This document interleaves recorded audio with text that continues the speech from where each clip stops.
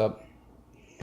All right, with me on the line is Lee Camp of LeeCamp.net. After we were just chatting before we came on air, he just had his 1 hour special released, and I was telling him how much I appreciated not only talking the talk but walking the walk. So, Lee, thanks so much for joining me, man.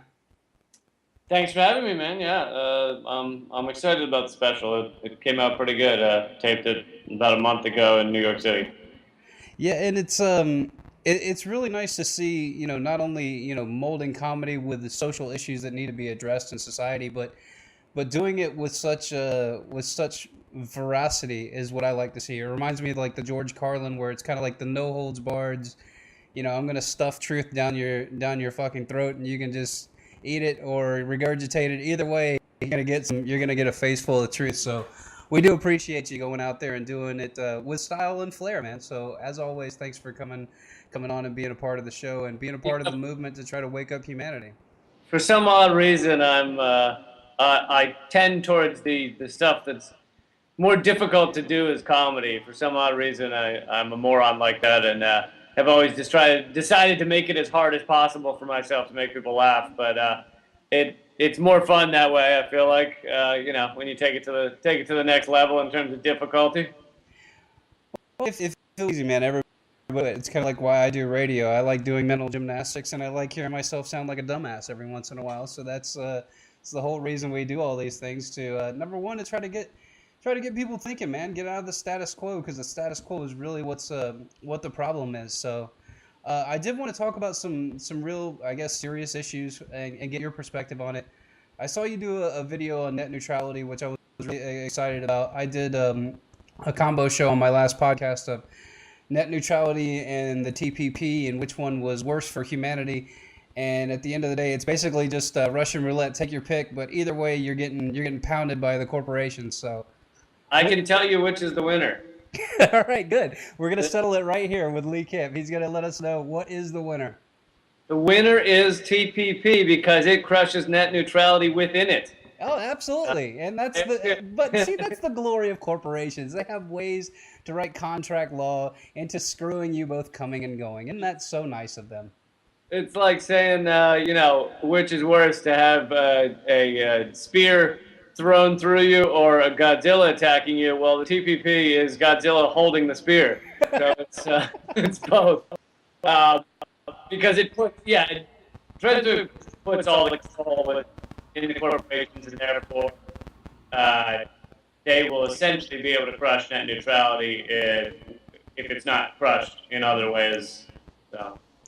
Well, I think that it's obviously you and I come from a couple of different backgrounds philosophically and what we'd like to see in the world, but I think that we're so far from having a philosophical discussion about what kind of world we want to end up in that I think we need to first try to unite both sides of the aisle, I guess, if you will, and try to really tackle these things like net neutrality and the TPP that really don't give a shit if you're an anarcho-capitalist or an anarcho-syndicalist or even if you're a hardline Democrat or a hardline Republican. They are going to absolutely gut your freedoms and then present you with this new internet, Lee, that you'll get to pay for, and you'll be in the slow lane, and everybody will get to see your comedy special at 256 KB, and it'll be so fantastic.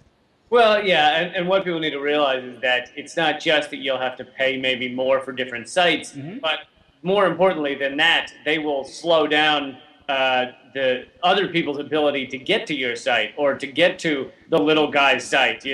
As I said in the video I did about it, the moment of clarity about it, who is the little guy? Well, the little guy's my videos. It's your videos. It's podcasts.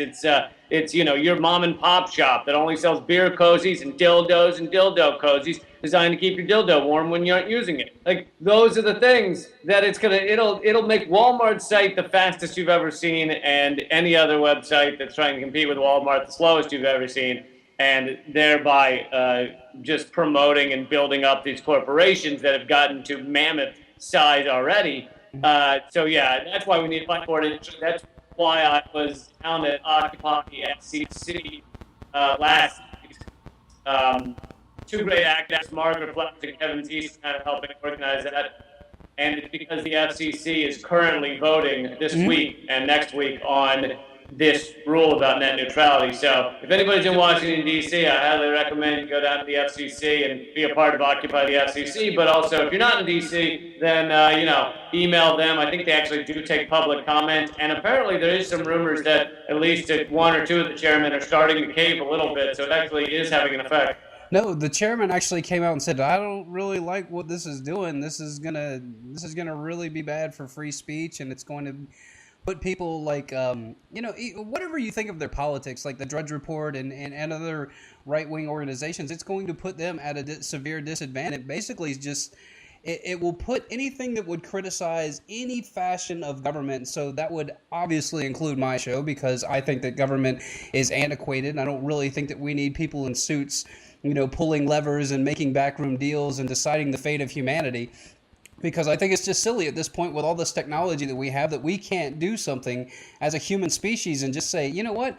Why do I need to elect somebody that's probably going to go get funded or at least co-opted by some big oil company to come in and block certain things or to go push certain things that are never going to be good for the people? It's always going to be good for the corporations. And that's why you've seen the gap widen from billionaires and the poverty level. It's because government allows these people to take backroom deals, and they allow people to do things like that. And it's not that the big guys don't have the money to do it. It's just that they're basically pushing us around. And that's why the Stanford Institute, or was it Stanford or Princeton, that did the study that said that we're an oligarchy? I think it was Princeton, right? Yeah, I can't remember which it was, but yeah, that was a great study showing that in, I believe it was 1,779 different policy issues. And then, by the way, when I talked about this, I was like, I didn't even know there were more than like 5 policy issues. I mean, the most, let's say I can list are immigration, abortion, and whether fat guys have to buy 2 seats on the airplane, I think. Yeah. But those are the ones I'm able to list. But no, 1,779 policy issues. They found out that basically there's no difference between the average person has no effect on what the policy deciders, the policy makers will do on those issues. Has essentially no effect. I mean, it doesn't even calculate the effect that the average person has on these things, which means we are an oligarchy. We are ruled by a very small elite, and the media serves to promote those elites, and yet at the same time act like we are not ruled by an elite. I mean, the combination of those two things, the elite actually doing the governing and the media saying everything's fine, it's how you solidify this system. And I agree with what you were saying earlier, that the two sides in terms of America need to come together to say that this two-party system is a joke. I mean, the two parties, and this is coming from someone who considered himself a Democrat for a long time, but the two sides are exactly the same on 90% of the structural issues that control our country, that decide how we live our lives. And there's a very small 10% difference in terms of gay marriage and abortion and a couple other things. But in terms of Wall Street and military and where our money's going, it's exactly the same. So you end up with this basically one-party system, which is an oligarchy of a very elite group. Yeah, and it's been like that for a long time. And once again, if you look back at how these things happen, it's always, if you look back in history, it's always the oligarchs using government in order to shut down their competition and to create the system that we've created. Because if you look at the writings of people like Patrick Henry, who were the anti-federalists, that looked at the Constitution and said, look, you're either getting 2 things out of this. You're either getting a dictatorship of the Congress, or you're getting the dictatorship of the electorate. That's the only 2 ways that it's go. And what do we have? We have a dictatorship of Congress and the electorate, and it's through soft corporate deals in the back room saying that, hey, you scratch your back, and I think that that show, good God, I cannot think of it right now. House of Cards. Yeah, perfect example of how business is done in Washington, and that's just from an outside perspective looking. It really does come by that these guys will go and play ball, and they don't give a flying rip about us. They care about getting reelected, and they care about moving the ball down the field as far as moving their campaign and moving not necessarily their agenda, but moving their little tax around so that they can call up a favor from somebody from the other side of the aisle, maybe next week or something like that. Right, and although I still think he's a horrible human being, Jack Abramoff can tell you all this stuff. You know, he was on the inside, went to jail for a few years, and then came out acting like he's reformed and has told everybody how it works. And it's absolutely a quid pro quo system. But it and here's the thing is like I feel like we don't have a lot of time. I feel like we're driving this planet off a cliff. And you can argue basically the argument between Democrats and Republicans is do we want to drive the car off the cliff at this angle or slightly 5 degrees to the left? Is it, which angle do we want to go? And most of America is looking out the back window of the car and going, oh, that sunset's pretty. Yeah. Well, that's the very truth. And then you have, like you said, the corporate media will, and I think that this is the reason for the push for the TPP and the net neutrality is because they're scared of people like yourself and myself that will put our political ideology aside and just grab people and say, hey dude, look at this shit. You really want this for your kids? You really want this as a future? You really want guys in black uniforms running around, pushing people around, pepper spraying an entire college campus? Nobody gets in trouble. You got people like John. That guy actually got $36,000 for doing that after he was fired. God, you gotta love the state. The state is so good. They awarded him $36,000 for like depression caused by emotional trauma or something. Never mind the physical harm that he caused those kids and pepper sprayed him, and the emotional trauma he caused them, because he's awarding the state. He's got a shiny badge and a uniform and a costume on, so that makes him okay. But I really do think that, once we get down to brass tacks here, it comes down to how can we fix this? And we've had some solutions, like you said, and I will defend people that went to Occupy because, hey, at least they tried something. They tried a tactic. They tried to go and sit there and pester the guys from Wall Street and say, here's our list of demands. And then, of course, the right-wing media says, these guys don't know what they're doing. They don't have a list of demands, all this other crap. Right, and I was at Occupy on the first night, and I ended up performing at probably a dozen different Occupies around the country. And, the idea of standing up against this incredible inequality, this incredible raping and pillaging of the world, of our country, of our people, I don't care if maybe there was a drug circle there or not that people want to make fun of. It's people willing to stand up against this. And I'm quite proud of the people there and what we accomplished with that. I mean, people want to say it was a failure. Well, certain aspects are a failure, but to change the entire conversation in this country over the span of 2 months without any media, or actually with media actively against you, sure, is incredibly difficult. I mean, civil rights took 10 years, and over 2 months we went from talk of austerity to talk of income inequality and the egregiously rich. It totally changed the conversation. We're living in a country where we spend 57% of discretionary funding on military, 6% on education. So you end up with drones that are smart as fuck and teenagers that can't be allowed near scissors without supervision. So it shows our priorities, or at least the priorities that of people deciding those types of things, and people should stand up against it. Right, and then you look at other developed civilizations around the world, and I don't mean to bring this in because it's kind of a political football issue, but just look at how backwards our society is, and the fact that you can be 18 and sign up for the military and go take a bullet for this country, but you got to be 21 to take a sip of alcohol, which in most nations, developed nations, they start drinking alcohol at about 12 years old. Somebody will give them a sip of wine or something at dinner, and so you learn that, hey, this is a drug, it can affect me, so therefore I'm not going to abuse it. But what do we have here in America? We have a substance abuse problem, and it's not because of the fact that we're educated. It's alcohol is far more dangerous than a semi-automatic. All right. Amen.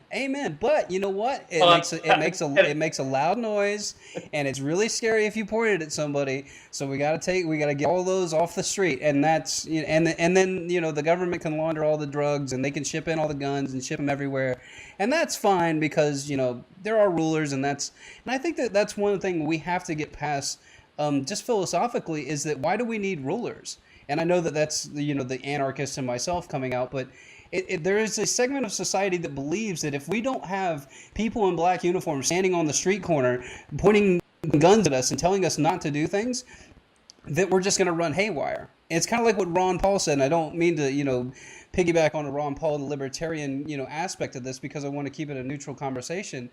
But when they try to attack him in the Republican primaries and say, well, you want to legalize everything and decriminalize everything, and that means that you wouldn't want people to have legal access to heroin. He says, in a room full of 25,000 people, how many people will go out tomorrow and shoot up heroin if it's legal? Probably no one. But it's this idea that we need a ruling class or some kind of authority to tell us to protect ourselves, and I think it's silly. And I think that the status quo is seeing that their shit's unraveling, and that's why you got to get the TPP, and that's why you got to censor people like yourself and myself, because we're making people think. Heaven forbid we make people use common sense. Heaven forbid. Yeah, and despite the various disagreements I have with Ron Paul, I think that he was a perfect example, as was Jill Stein, of what's done to a third-party candidate. And even though he didn't call himself a Republican, even though I probably agreed with more what he said than what Democrats said, which is why the two-party paradigm is so ridiculous. But it was a perfect example. You have the votes being changed to caucuses to make sure Ron Paul doesn't get ahead. You have the media completely ignoring him. Jill Stein's chained to a chair when she tries to attend one of the debates in a room with an armed guard for the entirety of the debate. Like, that's how afraid of any outside thought this two-party system is. Yeah, you gotta keep the paradigm moving, man. You can't let the slaves know that they're slaves, and that was one of my favorite moment of clarities that you did was talking about how everybody's basically a debt slave and a feudal serf, because that's what we are. We're slaves to the Federal Reserve System, to the banking oligarchy. And that's one thing that I always love is every time there's a Federal Reserve rally, I'll go to downtown Atlanta where there's one of our convenient little privately owned Federal Reserve System banks down there. And you'll see people from all over the political spectrum: Tea Party people, Occupy people, people like myself that understand the system's a scam. But we're all there together in solidarity, going, "Hey, this is the problem." And then you have, like you said, the people looking out the back of the bus, walking by, and going, "What are you guys protesting?" And it's kind of silly, but yeah, and the amount of power the banks, whether it be the Federal Reserve or Chase Bank, has over the people, it's pretty incredible. It's like we saw the insane number of foreclosures that went on following the collapse, millions of people thrown out of their homes, the bank grabbing homes left and right, and a lot of it's been proven that they didn't have the rights to grab these homes, and even when they did, a lot of it was predatory lending, knowing someone's not going to be able to pay these variable rate mortgages, and with basically very little punishment, very few people going into jail, very few changes to stop this from happening again. That type of behavior does not get punished. Meanwhile, the people that kicked out of their homes, the homeless, you have living in your cars becoming criminalized. Yep. There's videos of cops arresting people for sitting because they've been warned they're not allowed to sit in Denver, Colorado. The being homeless is being criminalized, while the bankers who are actively kicking people out of their homes and stealing their homes from them, essentially, that's not criminalized. Right, and there was I got in a conversation with a friend of mine that was very big into climate change and about how to try to make this world a better place, and he and I had a philosophical difference in a couple of things, and I said, well, what you're saying about climate change is very understandable, and I get that, but what I'm trying to tell you is that even if you try to do everything to mitigate climate change, almost everything that you could do is illegal in the United States or becoming illegal. Growing your own food is becoming illegal. Having solar or wind energy that's not tied into the system is illegal. So anything to try to get you out of the system is basically illegal. So when you're talking about making moves for climate change and making moves to lower your carbon footprint, I get it. I understand it. But what you have to understand is that they're not leaving you an out for this. They're not going to let you get away with this. They're not going to let you get off the plantation. Right, and I believe strongly, I don't think it's a belief thing, but I believe strongly in climate change and that we're driving our existence off a cliff. But I believe you're right that unless we are able to control the power of the corporation, and nothing's going to change. I mean, the system will not change. They put profit. Profit is the everything has a price on its head, whether it's human life, whether it's a tree, whether it's a river. The head of CEO of Nestle says that water's not a human right. Yep. These things all have a price on it, and they will exploit every last ounce, every last life to get more and more profit. So until you change that, you will not be able to change the system that is destroying our environment in many, many different ways. And what was I going to say about? I lost it. That's all right. I'll edit it out. Go Man. ahead It's to the okay. next thing. No, but like the food freedom issue for me is huge, because that's what my wife and I are going to do. We're going to move out of the city. We're going to move back into the country where we're both from. We're going to plant gardens. We're going to start doing our own things and trying to grow our own food and raise chickens so we can have our own eggs and things like that, just to mitigate the factory farming and stuff like that. And the problem that I have with a lot of armchair activists, and I do get on rants like this every once in a while, is that they know the issues and they know the problems, but they don't. They'll sit there and tell me all day that, oh, well, we need to stop factory farming, and then they go out that afternoon and go to Publix or Whole Foods or something like that, and it's like, no, you don't get it. You have to be self-sustainable in order to bring down the system. But then we run into the dichotomy of, if we break away from the system, we're going to get violence. If we try to overthrow the system.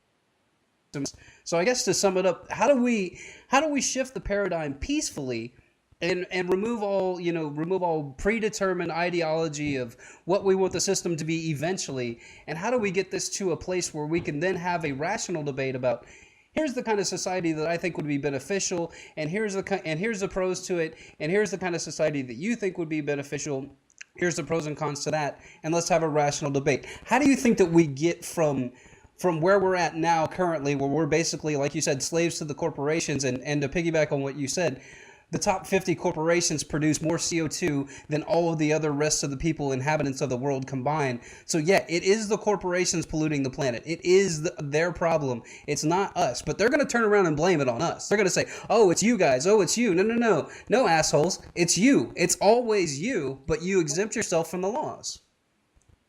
Well, and to borrow some thoughts from Chris Hedges, there's no one really to blame. I mean, yes, you can put a CEO in jail, but a new one will take his place. Sure. And it's Chris Hedges, and I know he got this term from someone else, but it's inverted totalitarianism. It's the totalitarianism of the corporate state, the anonymous corporate state.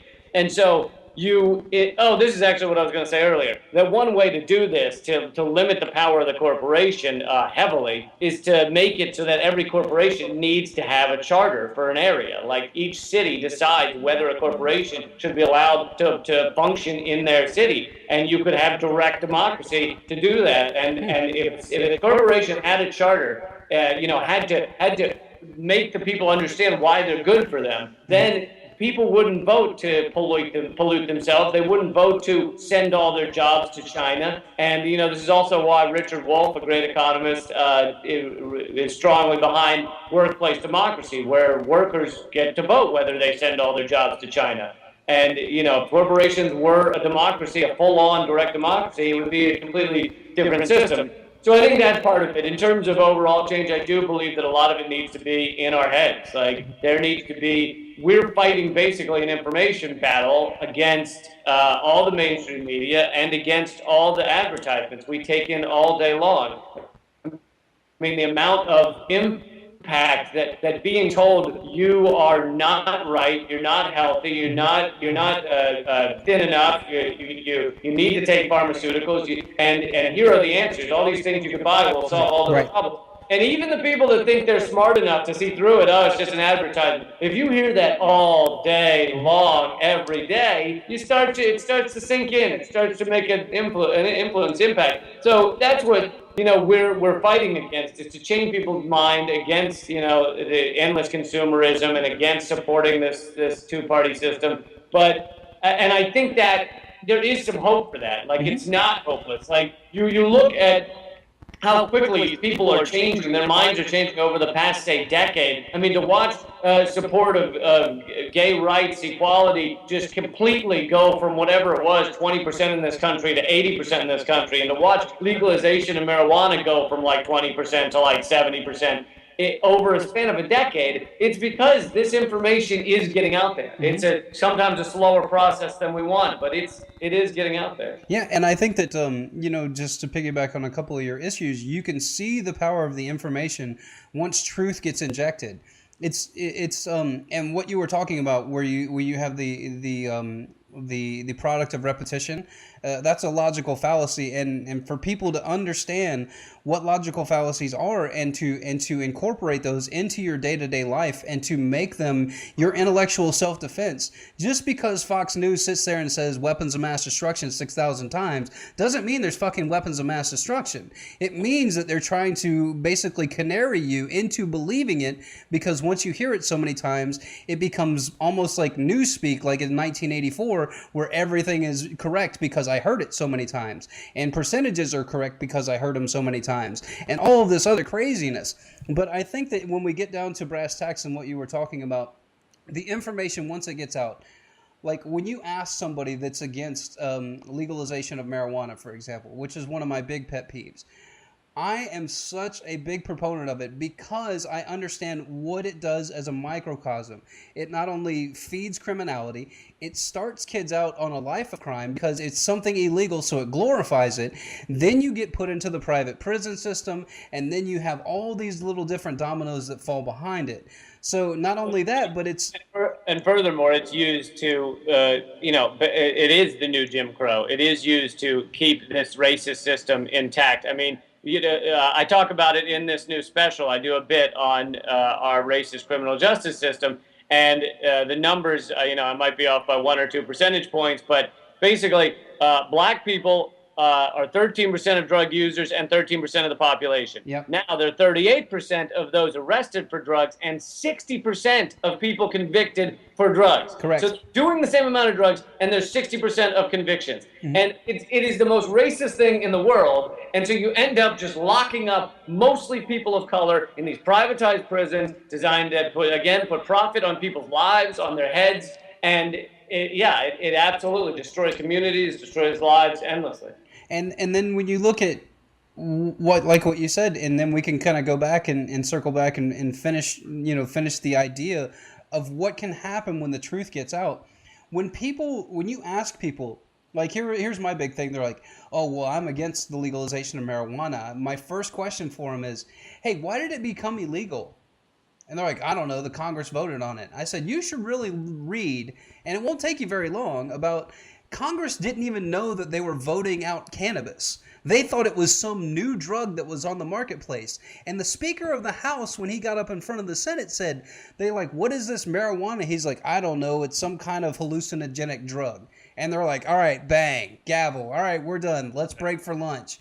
And nobody went back. And then when it got passed and they started grabbing people and locking them up for it, they're like, wait, whoa. What the hell are you doing? This is like half of our medicine is based on this stuff. And I think that once you start seeing this get back into the... Sadly, most laws in the Congress are passed that same way. Yep. With people go, what did we just vote on? I don't know. It's fine. Yeah, let's go grab lunch. Where are we going? All right, cocktails at your place at 7 or at the other place? Okay, 7. All right, great. But any closing comments, man, before we go? I'm really glad that we got into a lot of political stuff because your great insight for me and getting a different perspective is always fun. So anything else you want to wrap up with, and then you can plug all your stuff, and I'll put links in there and everything for you. Sure, as long as we're on marijuana, I love the gateway drug argument. It's a gateway which has drug. Never been proven. And furthermore, even if you wanted to believe that, which is utterly ridiculous, all right, well, fine, it's a gateway drug. What was the gateway drug to pot? Drinking. How many people had pot? How many people drank before they had pot? Almost everyone. All right, so drinking's the gateway drug. What was the gateway drug to drink? Well, you can go back and back and back to the initial gateway drug, which is eating paste when you were 5 years old, right? You eat enough of that shit, you get blackout drunk, you wake up in Cancun with your pants around your ankles and a tattoo on your ass, right? We've all seen it a million times. But, so the gateway drug is an insane argument. But anyway, yes, it's been a pleasure talking to you, and my comedy special that I mentioned a couple of times, I talk about a lot of these issues you and I got into, but I make them funny, and it was taped live in New York City at the Bowery Electric. It's Pay What You Want at leecamp.net. So if people just, you can just go there and you donate whatever it is you feel the hour is worth, and then you get to download it, digital download, 3-camera shoot. And people seem to really be liking it. So. Yeah, man, it was very well done, and like you said, a lot of truth in there. And once again, I absolutely love the portion that you give a portion of the proceeds to Doctors Without Borders, because We do need to start understanding that we do have a limited amount of time on this planet. We do have a limited amount of scope where we can actually be effective against the oligarchs, and that's, one of these days I want to get into the conspiracy side of all this stuff with you because I've done a lot of conspiracy research, and I think it would be an entertaining conversation. But we'll save that for another time. But Lee Camp, thanks so much for the time, man. Great talking with you as always, and I guess I will start calling you a friend of the show once I get you on one more time because I guess the fourth time's a charm or something. All right, sounds good, man. See you, brother.